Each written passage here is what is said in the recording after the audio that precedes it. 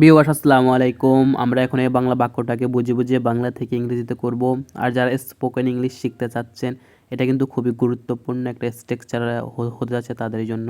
তুমি সেখানে যেতে বাধ্য। তো এই ধরনের বাক্যগুলোকে একটু আমাদেরকে ডিফারেন্ট ওয়েতে বাংলা থেকে ইংরেজিতে করতে হয়। তো প্রথমে আমাদেরকে সাবজেক্টটা লিখে নিতে হবে। সাবজেক্ট হচ্ছে কি বাক্যে যার সম্বন্ধে কোনো কিছু বলা হয়। যেহেতু তুমি রয়েছে, সেজন্য আমরা ইউ নিচ্ছি,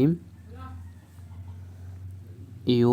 তো তারপর আমাদেরকে একটা অক্সিলিয়ারি ভার্ব নিতে হবে, যেহেতু ইউর সাথে আরই হয়, তো সেজন্য আমরা আর নিচ্ছি। আর যেতে বাধ্য, এটার জন্য আমরা একটা পেজ ইউজ করব, বাউন্ড টু।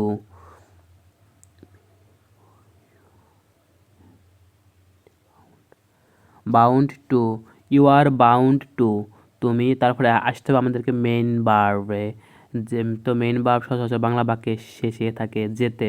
তো যাওয়ার ইংরেজি আমরা লিখতে পারি go. You are bound to go, কোথায় যেতে, সেখানে যেতে, তো আমরা লিখবো দেয়ার। বাকি you are bound to go there, তুমি সেখানে যেতে বাধ্য। তো এখানে যদি আই হতো তাহলে সাবজেক্ট, তাহলে আমরা লিখতাম I am bound to go there. কারণ সাবজেক্টের কারণে তখন আমাদের অক্সিলিয়ারি ভার্বটা চেঞ্জ করতে হবে, কারণ আই এর সাথে অ্যামই বসে। তুমি খেতে বাধ্য, ইউ আর বাউন্ড টু ইট। তো এইভাবে আমরা অনেক বাক্য তৈরি করতে পারি একটা স্ট্রাকচার দিয়ে। ধন্যবাদ, আসসালামু আলাইকুম। ভিডিওটা কেমন হয়েছে কমেন্ট করে জানাবেন।